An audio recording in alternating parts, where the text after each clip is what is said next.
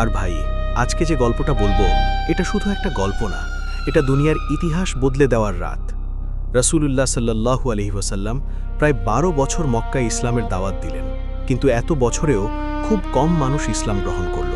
কিন্তু তাতেই মক্কার কাফেররা সহ্য করতে পারছিল না। এর মধ্যে আবার রাসূল সাল্লাল্লাহু আলাইহি ওয়াসাল্লামের সবচেয়ে বড় সহায় তার চাচা আবু তালিব ইন্তেকাল করলেন, আর এখান থেকেই সবকিছু বদলে গেল। এখন রাসূল সাল্লাল্লাহু আলাইহি ওয়াসাল্লাম একদম একা, তাকে রক্ষা করার মতো কেউ নেই।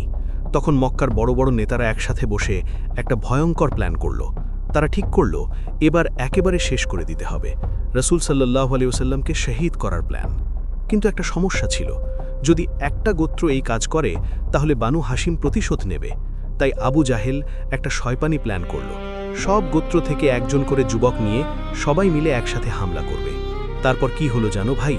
রাতের অন্ধকারে ১১ জন যুবক এসে রাসূল সাল্লাল্লাহু আলাইহি ওয়াসাল্লামের ঘর ঘিরে ফেলল। তারা অপেক্ষা করছে সকাল হওয়ার, আর ঠিক তখনই রাসূল সাল্লাল্লাহু আলাইহি ওয়াসাল্লাম আগে থেকেই প্ল্যান করে ফেলেছিলেন।